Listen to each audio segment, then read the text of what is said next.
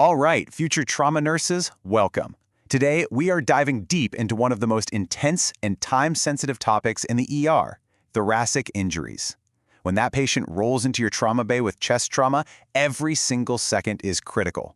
So let's break down exactly what you need to know step by step. So let's just jump right in. Thoracic trauma, whether it's from a high-speed crash or a penetrating wound, is no joke. We're talking potential damage to the chest wall, the lungs, the heart, the great vessels, everything. Your ability to see the signs and act fast can literally be the difference between life and death. So here's our game plan for today. We're going to move logically from the outside in. We'll start with the protective rib cage. Then we'll dive into what's happening in the pleural space around the lungs. And finally, we'll get to the absolute core, the heart and the aorta. And then we'll wrap it all up with a rapid-fire review to make sure these key concepts are locked in your brain. First up, let's talk about the body's armor, the rib cage.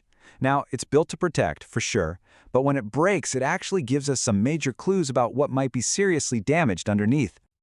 You know, a rib fracture is so much more than just a broken bone. It's like a road sign pointing to deeper trouble. If you see a break way up high, on the first or second ribs, you've got to suspect major damage to the blood vessels in there. A break lower down on the right side, your first thought should be the liver. And on the left, you got to think about the spleen. Now, this is why your #1 goal, your top priority, is pain management. Because think about it, if it hurts to breathe, your patient won't take deep breaths. That leads to atelectases, where the little air sacs in the lungs collapse, and that is a breeding ground for pneumonia. Okay, pop quiz. Your patient has a confirmed left-sided fracture of the 8th rib. Based on what we just said, what organ should be at the very top of your worry list? You got it, the spleen. All right, let's level up to a much more serious injury, flail chest. This is not a simple crack. This is when a whole segment of the chest wall, because it's broken in multiple places, is just detached. It's completely disconnected from the rest of the thoracic cage. It is literally free-floating. And this image right here shows you the classic hallmark sign you'll see at the bedside, paradoxical chest movement. It's wild. When the patient breathes in and their chest expands, that broken piece actually gets sucked in. And when they exhale, it pushes out. It's the complete opposite of normal breathing. This totally messes up their ability to generate pressure to breathe, leading to tiny breaths, a weak cough, and really, really dangerous hyperventilation. So, we've covered the bony cage. Now, let's talk about what happens when the space right underneath it, the pleural space, gets into trouble. When air or blood invades this area, you're dealing with an immediate threat to life. Let's trace the deadly domino effect of a pneumothorax. First, air leaks into the pleural space, where it absolutely shouldn't be. This pressure causes the lung to collapse. But it doesn't stop there. As more air gets in, the pressure builds and physically shoves the entire center of your chest, the heart, the aorta, all of it, over to the other side. This shift actually kinks the major blood vessels, which tanks the amount of blood returning to the heart. Less blood in means less blood out, so your cardiac output plummets. And the end result? The whole body isn't getting enough oxygen. So how do you spot this killer? You need to burn this mnemonic into your brain. Collapsed. Let's run through it. C is for chest pain and cyanosis. O is for overt or obvious tachycardia and tachypnea. You got 2 L's for low blood pressure and low SpO2. A is for absent breath sounds on that affected side. P is for the pushing of the trachea away from the injury. That's a super late and scary sign. S is for subcutaneous emphysema. That's that crackly feeling under the skin. E is for expansion of the chest being unequal. And D is for dyspnea or shortness of breath. You see this cluster of signs, you need to act now.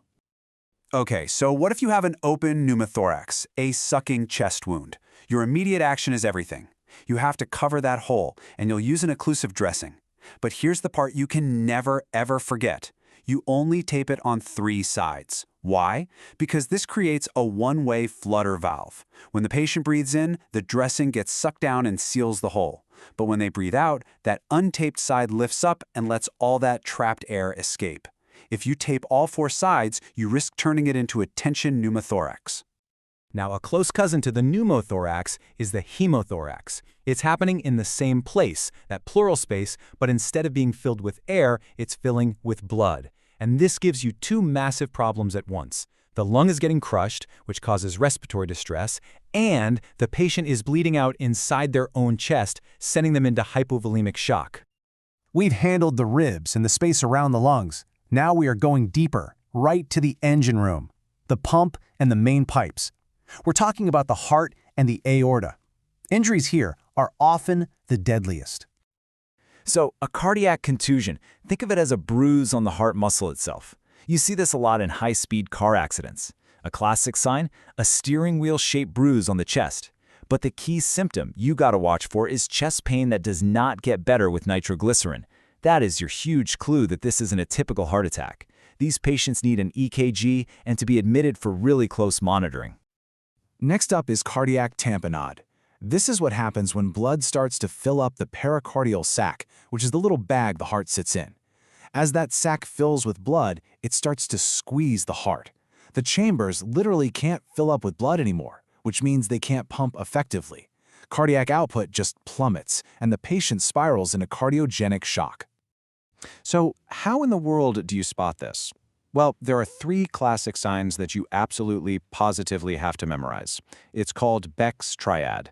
And I'm telling you, this is non-negotiable, must-know information if you're working in trauma. Let's break down this triad.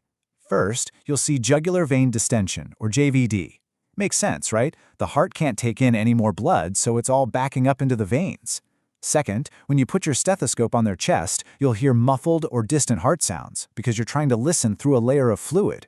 And third, you're going to see hypotension, dangerously low blood pressure, because the pump is failing. So one more time, JVD, muffled heart sounds, and hypotension. That is Beck's triad. And finally, we have aortic injuries. Let's be clear, these are the #1 cause of immediate death in trauma. A tear in the aorta is just catastrophic. Remember how we said those high rib fractures were a bad sign? Well, they are very closely linked to this. So what's your critical assessment point? It's simple, but it's vital. Check the blood pressure in both arms. If you see a big difference between the 2 readings, that could be a massive sign of an aortic injury, and that patient needs to be in an operating room, like yesterday. Okay, whoa, that was a lot of information. Let's take a breath and see what's stuck. It's time for a little rapid-fire review. Ready? First question. Your patient has a tension pneumothorax. You see tracheal deviation, they're hypotensive. What is the immediate life-saving thing you need to do? That's going to be an emergent needle decompression, which is then followed up by a chest tube. Question 2. Come on, let's see if you've got this one. What are the 3 classic signs of cardiac tamponade? What's in Beck's triad? They are jugular vein distension, muffled heart sounds, and hypotension. And question 3. You walk in and see a segment of your patient's chest wall sinking in when they breathe in and pushing out when they breathe out. This paradoxical movement is the telltale sign of what injury? That is a flail chest. And let's end with this final thought. You've gotten your patient's pain from a few rib fractures under control. Why was that seemingly simple nursing intervention so incredibly important? I want you to think about that chain of events you just broke.